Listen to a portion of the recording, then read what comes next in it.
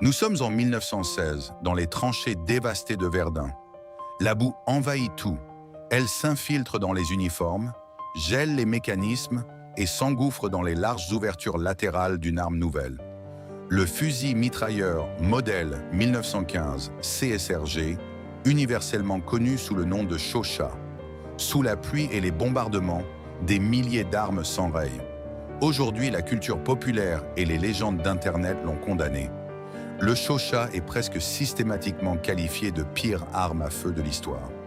Pourtant, derrière ce mythe tenace, se cache un paradoxe absolu. Avec plus de 262 000 unités fabriquées, il fut l'arme automatique la plus produite de la Première Guerre mondiale. Ce bloc de tôle embouti, assemblé dans l'urgence par l'usine de cycle Gladiator, aux portes de Paris, a littéralement sauvé l'infanterie française. Le problème n'était pas l'invention. Le problème était le choc entre une arme pensée pour le mouvement et l'enfer statique d'une guerre de position. L'histoire du Chauchat n'est pas celle d'une simple erreur d'ingénierie. C'est la cicatrice d'une industrie d'armement acculée, forcée par l'État de choisir entre l'excellence mécanique et la survie d'une nation. Chaque semaine, nous racontons l'histoire des armes françaises, des manufactures, des arsenaux et des décisions industrielles qui ont façonné l'armée, la police, la chasse et la mémoire nationale. Et ce qui s'est passé lorsque l'époque a changé. Abonnez-vous si cette histoire vous parle.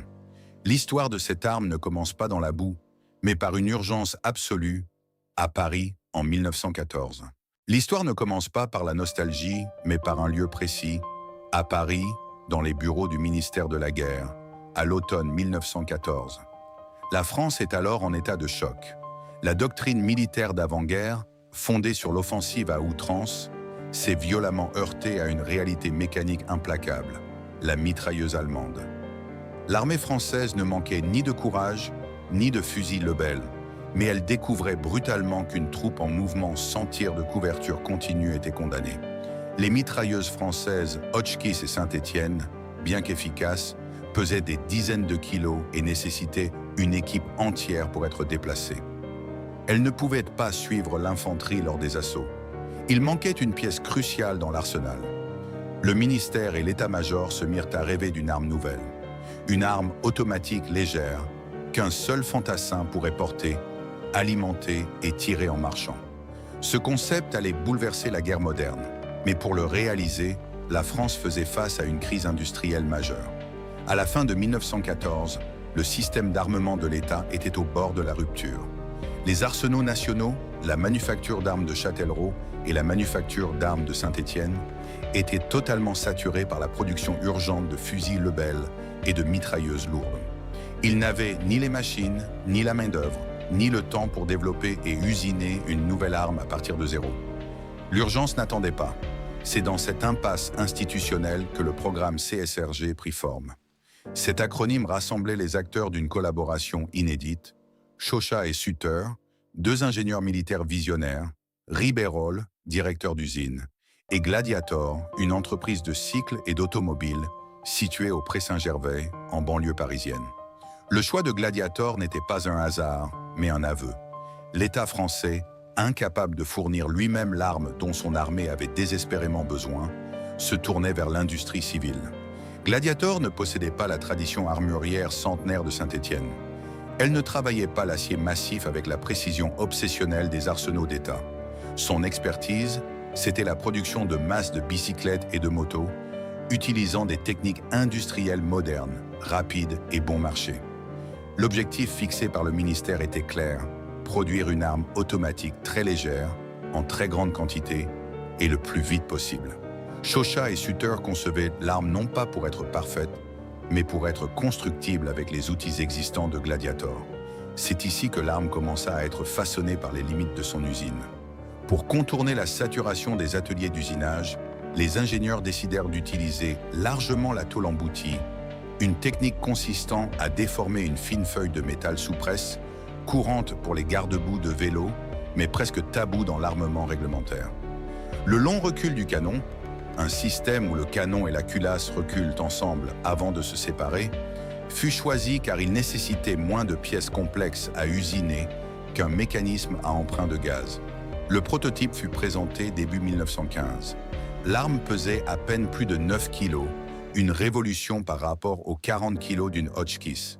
Le général Joffre, désespéré par les hécatombes du front, ordonna l'adoption immédiate du fusil mitrailleur modèle 1915. Le premier contrat fut signé pour 50 000 exemplaires. L'entrée du CSRG dans le système militaire français fut un choc doctrinal. Pour la première fois, l'armée française disposait de ce que l'on nommerait plus tard une arme de soutien de groupe. L'arme ne tirait pas depuis une position fixe. Elle avançait avec les hommes. Mais dès les premières séries de production à Levallois et au Pré-Saint-Gervais, les compromis industriels apparurent. L'urgence de la guerre compressait le temps. Les pièces embouties, assemblées par une main-d'œuvre non spécialisée et soumises à des cadences infernales, présentaient des tolérances aléatoires. L'inspection qualité, traditionnellement rigoureuse dans les arsenaux d'État, était sacrifiée sur l'autel du rendement. La décision la plus fatidique concernait l'alimentation. Le Chauchat utilisait la cartouche de 8 mm Lebel, une munition ancienne dont l'étui fortement conique et le bourrelet saillant posaient d'immenses défis pour l'alimentation automatique. Pour contourner ce problème géométrique, les ingénieurs dessinèrent un chargeur amovible en forme de demi-lune très prononcée. Et pour alléger l'ensemble, tout en permettant au tireur de voir combien de munitions il lui restait, ils prirent une décision qui allait sceller le destin de l'arme. Ils laissèrent les flancs du chargeur largement ouverts. À Paris, dans les ateliers de Gladiator et dans les bureaux du ministère, le fusil mitrailleur modèle 1915 était un triomphe absolu de l'ingénierie d'urgence. La France avait inventé le feu en marchant et trouvé le moyen de le produire en masse, malgré une industrie saturée. Mais la décision qui semblait résoudre le problème industriel allait en créer un autre, bien plus sombre, sur le terrain. La transition entre le papier des bureaux d'études et l'acier des lignes de montage se fit avec une brutalité industrielle inédite. Au début de l'année 1916, les usines de la société Gladiator, situées au Pré-Saint-Gervais et à Levallois-Perret, ne ressemblaient en rien aux majestueuses manufactures d'armes de l'État. Il n'y avait pas de longues rangées d'artisans armuriers ajustant méticuleusement des pièces forgées. À la place, des milliers d'ouvriers non spécialisés et de plus en plus de femmes mobilisées pour l'effort de guerre actionnaient des presses mécaniques assourdissantes. Pour comprendre la percée du fusil mitrailleur, modèle 1915 CSRG, il faut comprendre l'abandon délibéré de la perfection au profit de la quantité. La clé de ce miracle de production résidait dans l'utilisation massive de la tôle emboutie, une technique industrielle consistant à déformer et découper des feuilles d'acier à froid sous de puissantes presses, éliminant ainsi les longues heures d'usinage traditionnelles. L'État français, acculé par les pertes humaines, avait accepté qu'une arme de guerre soit fabriquée comme un simple cadre de bicyclette ou un capot d'automobile. Le boîtier de culasse, la structure centrale tubulaire qui contient les principaux éléments mécaniques et relie le canon à la crosse, n'était qu'un simple tube d'acier commercial, du type de ceux utilisés pour les radiateurs, découpés à la bonne longueur. À l'intérieur de ce tube, la culasse, la pièce mobile essentielle qui vient fermer l'arrière de la chambre pour sceller l'arme au moment du tir, naviguait avec des tolérances très larges. Ces jeux importants n'étaient pas des erreurs d'usinage, mais une nécessité d'assemblage pour des usines qui ne possédaient pas la précision micrométrique des arsenaux d'État de Châtellerault ou de Saint-Étienne.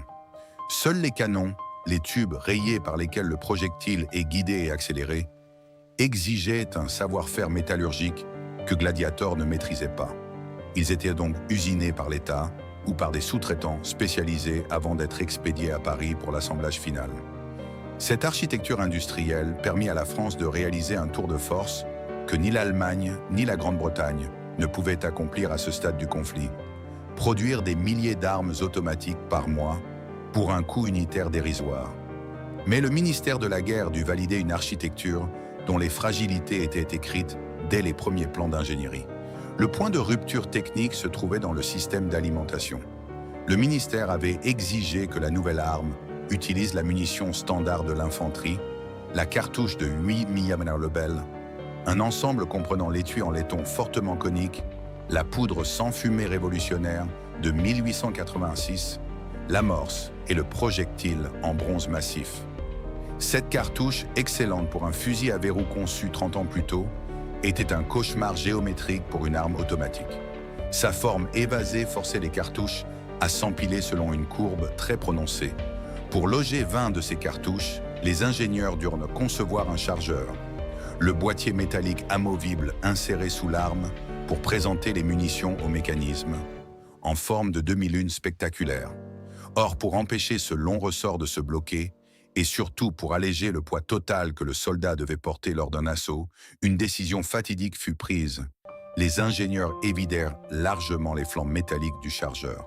Ce choix permettait théoriquement au tireur ou à son pourvoyeur de voir d'un coup d'œil combien de munitions il restait avant de devoir recharger. Sur les stands de tir d'essai, loin de la boue, cette large ouverture latérale semblait être une idée pragmatique. La véritable percée du Chauchat ne fut cependant pas seulement mécanique, elle fut profondément doctrinale. En 1916, l'arrivée massive de ces armes bouleversa l'organisation même de l'armée française. Le Grand Quartier Général, GQG, publia de nouveaux manuels tactiques qui redéfinissaient le rôle du fantassin. L'infanterie ne manœuvrait plus en longue ligne de fusiliers cherchant le choc à la baïonnette. Elle se restructurait autour d'un noyau inédit, l'équipe de pièces. La dotation, l'attribution officielle et réglementaire des armes aux différentes unités tactiques, fut modifiée à une échelle sans précédent. Chaque section d'infanterie reçut ses fusils mitrailleurs. Le tireur Chauchat devenait le pivot de l'escouade, protégé par des grenadiers et des voltigeurs équipés de fusils Lebel ou Berthier. La France venait d'inventer, dans l'urgence de la Grande Guerre, le concept moderne du groupe de combat articulé autour d'une arme automatique légère. C'était une révolution conceptuelle absolue. Le système d'armement s'adapta avec une vitesse fulgurante. Au camp de Châlons, de vastes centres d'instruction furent créés pour enseigner à des milliers de soldats comment intégrer cette arme dans la tactique du « feu en marchant ». Les catalogues de l'intendance militaire durent intégrer de nouveaux équipements. Des musettes spéciales en forte toile pour transporter les chargeurs en demi-lune, des étuis en cuir pour les pièces de rechange et des outils de nettoyage spécifiques. Toute une économie de guerre, tout un écosystème logistique se développa autour de ce tube d'acier embouti. À la fin de l'année 1916, lors des terribles batailles de la Somme et de Verdun, le pari industriel semblait gagné. Le rythme de production des usines Gladiator et de ses sous-traitants compensait les pertes immenses du front. Le ministère de la Guerre avait réussi l'impossible. Transformer un réseau d'ateliers civils parisiens en un complexe militaro-industriel capable de saturer le champ de bataille d'armes automatiques. La France possédait désormais l'infanterie la plus lourdement dotée en puissance de feu automatique au monde. Mais cette puissance reposait sur un équilibre effrayant. L'arme avait été conçue pour la mobilité, usinée pour l'urgence et pensée pour des soldats avançant sur un terrain ouvert. La réalité institutionnelle et industrielle avait accompli son miracle. L'arme allait maintenant devoir affronter une réalité bien plus sombre, celle de la nature et de la guerre de tranchées, un environnement que ni le ministère, ni les ingénieurs parisiens n'avaient voulu intégrer dans leurs calculs. L'arme avait redéfini la tactique française et sauvé l'infanterie, mais il restait à voir combien de temps elle pourrait survivre à ses propres compromis. En 1917, l'industrie de guerre française atteint une ampleur vertigineuse. Ce qui n'était qu'un pari désespéré 2 ans plus tôt est devenu le cœur battant de la doctrine militaire nationale.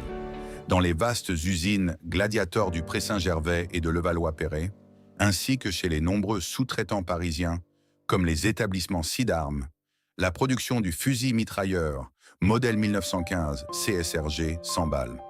Les cadences exigées par le ministère de l'Armement, alors dirigé par Albert Thomas, défient toute logique du temps de paix. Les ateliers ne dorment plus. Sous les verrières noircies par la suie et les fumées d'usines, des milliers d'ouvrières, les célèbres munitionnettes, et d'ouvriers non mobilisables actionnent d'immenses presses mécaniques. La tôle emboutie est découpée, pliée, rivetée et soudée à un rythme frénétique qui étourdit les inspecteurs militaires. La France ne fabrique plus des armes avec la patience et l'ajustage manuel des artisans de la manufacture d'armes de Saint-Étienne. Elle crache de l'acier à la chaîne. À son apogée, le complexe industriel parisien parvient à expédier plus de 8000 fusils mitrailleurs par mois vers les dépôts d'artillerie et les parcs de l'arrière. Les chiffres définitifs donnent le vertige. Au total, plus de 262 000 exemplaires du Shosha seront produits au cours du conflit. C'est un record absolu. Ce volume massif pulvérise toutes les statistiques de l'époque pour une arme automatique, dépassant de très loin la production des célèbres mitrailleuses allemandes, Maxim ou des fusils mitrailleurs britanniques Lewis. Le poinçon de réception de l'État, frappé à la hâte sur chaque carcasse métallique, n'est plus la garantie d'une finition parfaite, mais le symbole d'une survie industrielle. Sur le front, la dotation a radicalement transformé le visage de l'infanterie. Le fantassin français n'est plus un simple porteur de fusil, voué à charger en longues lignes vulnérables sous le feu. L'armée, tirant les leçons sanglantes des premières années, a entièrement réorganisé ses bataillons autour du tireur Shosha. Il est devenu le centre de gravité incontesté du groupe de combat. Ses pourvoyeurs portent les lourdes musettes en toile remplies des fameux chargeurs en demi-lune, tandis que les voltigeurs le protègent et préparent l'assaut. Ce système tactique permet enfin d'opposer un feu en marchant, continu au nid de mitrailleuses adverses. Des plaines boueuses de la Somme aux crêtes meurtrières du chemin des Dames, cette arme en tôle dicte désormais la cadence des assauts français. L'écosystème institutionnel s'est entièrement adapté à cette réalité. Au camp de Châlons, des centres de formation spécialisés tournent à plein régime pour instruire les soldats à la manipulation et à la coordination tactique de cette arme de soutien. Les manuels militaires, imprimés à des dizaines de milliers d'exemplaires, sacralisent l'équipe de pièces. Mais ce triomphe quantitatif et doctrinal cache une réalité institutionnelle bien plus lourde.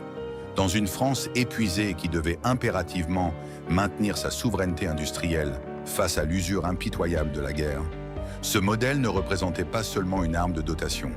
Il représentait la capacité d'un État à définir une urgence absolue, à concevoir une solution en dehors de ses arsenaux traditionnels, à la produire massivement, à la distribuer sur tous les fronts, puis à devoir en assumer publiquement toutes les conséquences tactiques et humaines.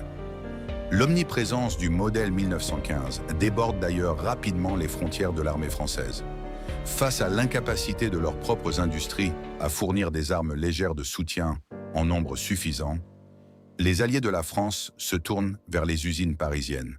L'armée belge, l'armée serbe reconstituée et les contingents italiens reçoivent des milliers de Shosha pour équiper leurs propres troupes. La France est devenue l'arsenal de l'entente et le modèle 1915 en est le principal produit d'exportation d'urgence.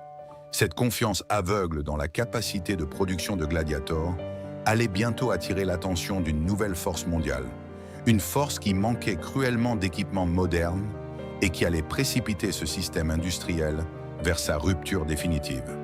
L'année 1917 marque un tournant mondial pour le fusil mitrailleur modèle 1915. En avril, les États-Unis entrent en guerre. Lorsque le corps expéditionnaire américain, commandé par le général John Pershing, débarque sur les côtes françaises, il souffre d'une lacune doctrinale et matérielle flagrante. La nation qui a vu naître les premières mitrailleuses modernes ne possède aucune arme automatique légère de soutien d'escouade adaptée à la guerre des tranchées. Pour armer ces Duke Boys d'urgence et leur permettre de tenir le front, l'armée américaine doit se tourner vers le complexe militaro-industriel français. L'État français, pourtant exsangue après 3 ans d'un conflit dévastateur, accepte de fournir des dizaines de milliers de fusils mitrailleurs Shosha aux troupes américaines. C'est un moment d'apogée absolu, presque irréel pour l'industrie nationale. Un consortium bâti autour d'une usine de cycle de la banlieue parisienne arme désormais l'avant-garde de la première puissance économique mondiale. Les soldats américains reçoivent d'abord le modèle standard français, chambré pour la cartouche de 8 mm Lebel. Pour ces troupes fraîches, l'intégration de cette arme représente un choc doctrinal majeur. Dans les vastes camps d'entraînement à l'arrière du front, des instructeurs français, survivants de la Somme et de Verdun, rompus aux tactiques meurtrières du feu en marchant, tentent de transmettre leur savoir-faire aux nouveaux arrivants. La production de Gladiator et de ses sous-traitants, déjà poussée à ses limites absolues, doit encore accélérer pour satisfaire cette demande colossale. L'écosystème institutionnel français tourne à plein régime. Il ne s'agit plus seulement de fabriquer des armes, mais de soutenir une logistique mondiale. Les trains quittent les gares parisiennes chargées de caisses d'armes destinées aux dépôts alliés. Les arsenaux d'État fournissent des millions de cartouches. Les chiffres de dotation atteignent des sommets historiques. Plus de 37 000 Chauchat en 8 mm Lebel seront finalement livrés au corps expéditionnaire américain. Ce transfert d'armes massifs représente bien plus qu'une simple transaction militaire. Il illustre le triomphe momentané du système de production d'urgence imaginé par le ministère de la Guerre. L'État français a réussi à imposer sa vision tactique et son standard matériel à une coalition internationale. Mais la direction de l'armement américaine, soucieuse de simplifier sa propre chaîne d'approvisionnement logistique et de ne pas dépendre éternellement des munitions françaises, formule rapidement une exigence qui va bouleverser cet équilibre industriel. Les Américains demandent à la France de fabriquer une nouvelle version du Chauchat, spécifiquement chambrée pour leurs propres munitions, la puissante cartouche de 30-06 Springfield. Le ministère français de l'Armement, soucieux de ménager ce nouvel allié vital dont les troupes fraîches sont indispensables pour la victoire finale, accepte ce défi technique colossal. Les ingénieurs de Gladiator doivent modifier l'arme dans l'urgence la plus totale. La chambre, l'espace interne du canon où la cartouche se loge avant le tir, le boîtier de culasse et le chargeur doivent être entièrement redessinés pour accueillir cette munition américaine sans bourrelet, beaucoup plus droite et surtout beaucoup plus puissante que le vieux 8 mm Lebel. Dans les usines du Pré-Saint-Gervais, au milieu du vacarme des presses mécaniques, on commence donc à emboutir et à assembler ce qui deviendra le modèle 1918, la version américanisée du Chauchat. Sur le papier et dans les rapports ministériels, c'est l'apothéose de la flexibilité industrielle française. L'humble atelier de bicyclette est devenu une manufacture d'envergure mondiale, capable d'adapter son produit phare aux exigences balistiques d'une armée étrangère en pleine guerre mondiale. Le système d'armement français a atteint son extension maximale, inondant les tranchées alliées d'acier embouti. Pourtant, cette flexibilité de façade cachait une fragilité systémique profonde. L'arme originale avait été dessinée, tolérancée et équilibrée avec précision pour la pression spécifique et la forme de la cartouche française. La tôle emboutie, la force des ressorts, le rythme du long recul du canon, tout ce système mécanique précaire avait été optimisé pour un équilibre bien précis, en acceptant d'introduire la surpuissante cartouche américaine de 30-06 dans une carcasse qui n'avait jamais été pensée ni forgée pour encaisser une telle violence. Le ministère et les ingénieurs parisiens venaient de forcer le destin. L'apogée industriel était atteint, mais l'usine produisait désormais une illusion. Les statistiques de livraison restaient triomphales et la doctrine de l'infanterie semblait définitivement sauvée par le nombre. L'arme avait triomphé dans les usines, protégée par l'urgence de l'État. Mais sur le terrain, loin des bureaux d'études, le vernis des rapports de production commençait déjà à s'écailler face à une réalité que l'industrie ne pouvait plus contrôler. Le premier signe de rupture ne vint pas d'un effondrement dramatique de la ligne de front, ni d'une décision fracassante à Paris, mais d'une série de petits rapports dactylographiés remontant lentement des tranchées au cours de l'hiver 1916-1917. Ces documents, rédigés par des officiers d'infanterie exaspérés, décrivaient une réalité que les bureaux d'études de la société Gladiator n'avaient pas prévue.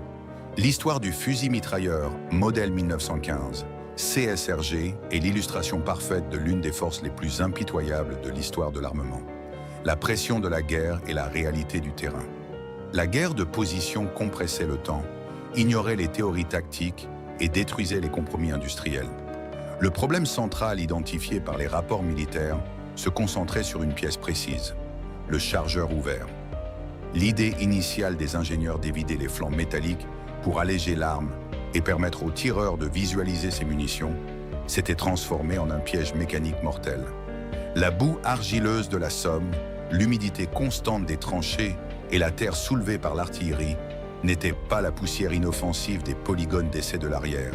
Cette boue s'infiltrait par les larges ouvertures, s'agglomérait autour du ressort élévateur à l'intérieur du chargeur et bloquait instantanément la montée des cartouches de 8 mm Lebel.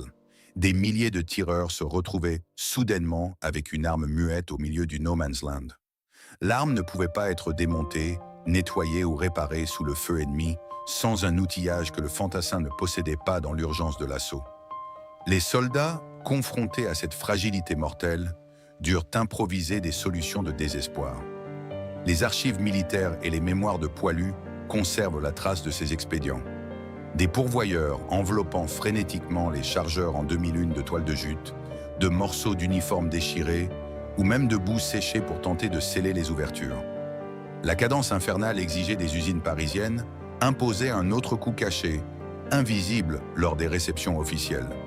Le traitement thermique des pièces, vital pour assurer la résistance de l'acier face à la violence des tirs répétés, devenait dramatiquement irrégulier. Le grand ressort récupérateur, la longue spirale métallique essentielle pour ramener le canon et la culasse vers l'avant après chaque tir, perdait rapidement de sa force. Les métaux emboutis à froid sous les presses de Gladiator se déformaient sous les chocs. L'arme s'enrayait. Le paradoxe institutionnel était total. Au Pré-Saint-Gervais, la manufacture fonctionnait à la perfection, affichant des statistiques de production triomphales et célébrées par le ministère de l'Armement. Mais l'institution qui produisait n'était plus du tout en phase avec l'institution qui combattait. Cependant, l'effritement définitif de la réputation de l'arme, celui qui allait cimenter son héritage de « pire arme de l'histoire », ne se produisit pas dans les rangs français avec le 8 mm Lebel. La catastrophe absolue survint avec l'arrivée du modèle 1918, la version chambrée en .30-06 pour le corps expéditionnaire américain. L'usine parisienne, en tentant d'accommoder cette cartouche surpuissante sans repenser l'usinage profond du boîtier de culasse et la résistance fondamentale des matériaux, avait franchi la limite physique de l'architecture d'urgence. La chambre du canon américain, usinée à la hâte pour cette nouvelle munition droite, souffrait de cotes incorrectes. L'étui en laiton du .30-06, soumis à une pression nettement supérieure à celle du calibre français, gonflait violemment lors de la détonation. Il se collait littéralement aux parois rugueuses d'une chambre mal finie. L'extracteur, la petite griffe métallique située sur la culasse, chargée de tirer la douille vide hors de l'arme après le tir, n'avait ni la prise ni la résistance nécessaire pour arracher le laiton coincé. Les rapports américains commencèrent à affluer, décrivant une situation catastrophique. L'arme s'enrayait de façon critique, souvent dès la première rafale, nécessitant l'introduction d'une longue baguette de nettoyage par la bouche du canon pour chasser manuellement la douille bloquée. La fureur monta dans les rangs américains. Les inspecteurs du matériel constatèrent que le chargeur droit conçu pour le .30-06 était lui aussi défectueux, présentant des lèvres trop fragiles qui désalignaient les cartouches avant même qu'elles n'entrent dans la chambre. Ce n'était plus un problème de boue, c'était un effondrement mécanique systémique. Les soldats américains, exaspérés et vulnérables, commencèrent littéralement à jeter leurs armes dans les fossés, préférant parfois utiliser des fusils à verrou récupérés sur le champ de bataille plutôt que de faire confiance à ce système défaillant.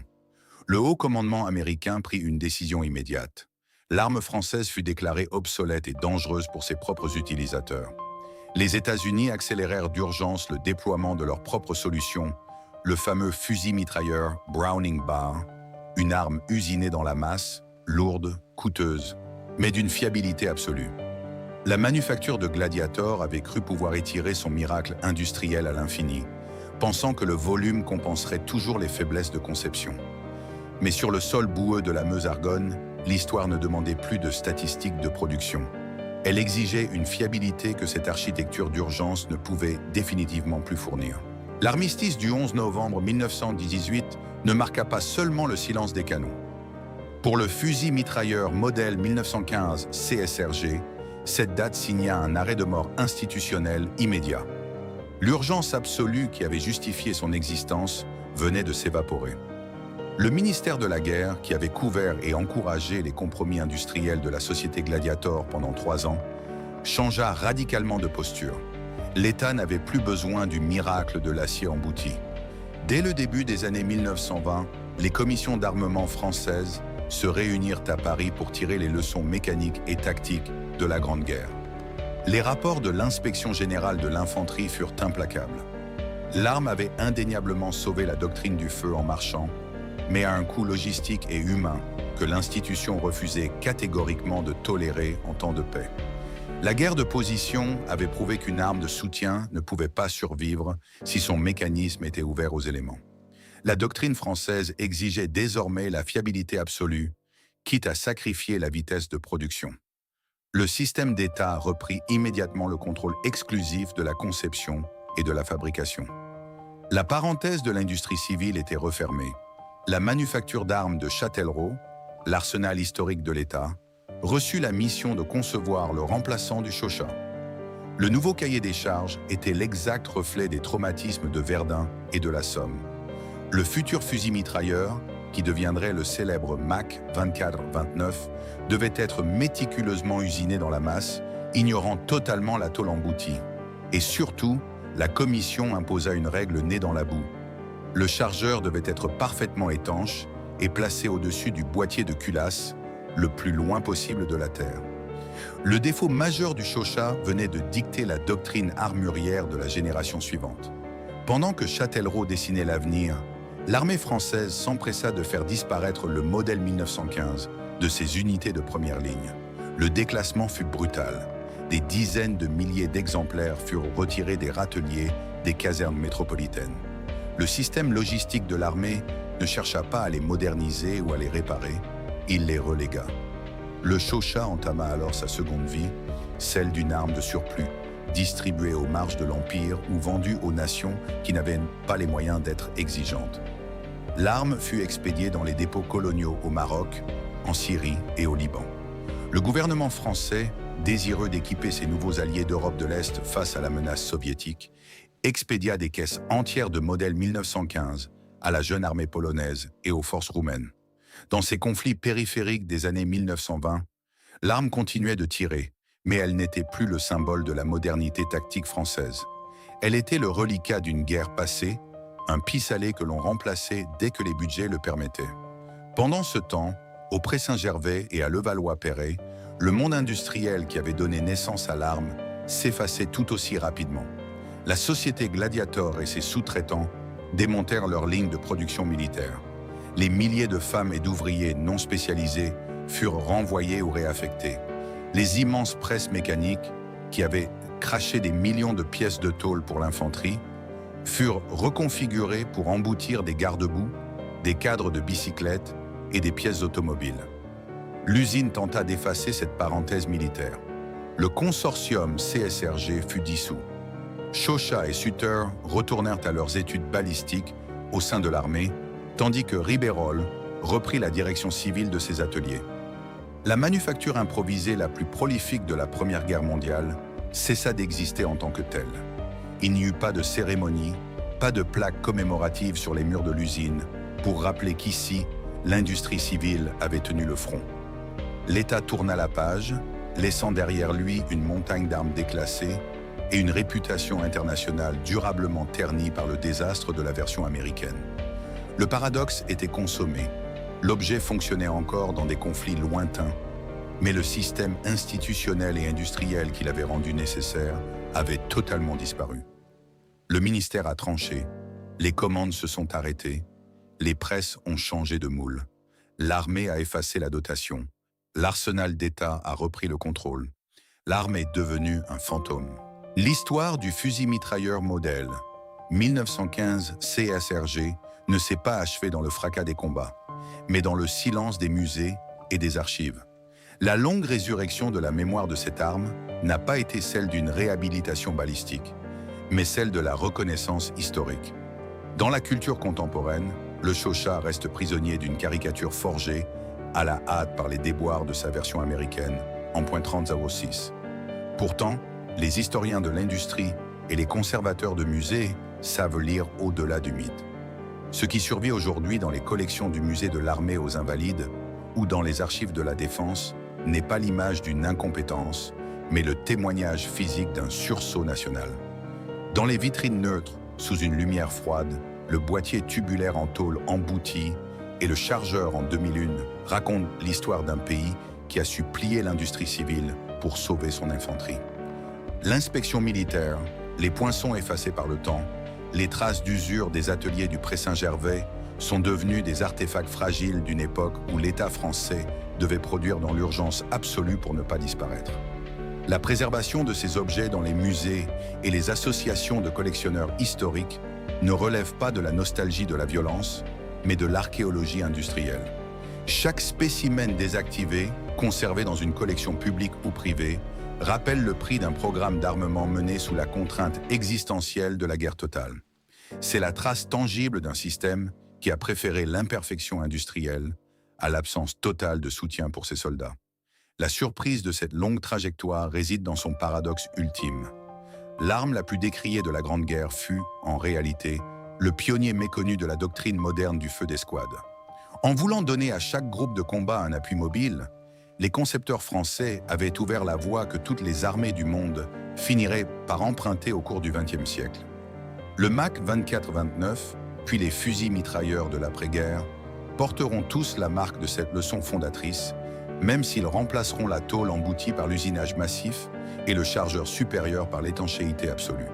La philosophie de cette histoire est austère mais implacable. Les institutions militaires ne jugent pas les objets sur leurs intentions, mais sur leurs failles révélées par le terrain. Lorsque l'urgence s'évanouit, l'État reprend ses droits, les arsenaux nationaux reprennent le contrôle de la conception et les fabricants civils retournent à leur machine d'origine. L'arme ne meurt pas parce qu'elle est mauvaise, elle disparaît parce que le système qui l'avait rendue nécessaire a cessé d'exister. Derrière une vitrine de musée, sous une lumière froide, le marquage de la manufacture reste visible sur le métal embouti, comme si l'usine du Pré-Saint-Gervais venait seulement de se taire. Chaque semaine, nous racontons l'histoire des armes françaises, des manufactures, des arsenaux et des décisions industrielles qui ont façonné l'armée, la police, la chasse et la mémoire nationale. Et ce qui s'est passé lorsque l'époque a changé. Abonnez-vous si cette histoire vous parle. On se retrouve dans la prochaine vidéo.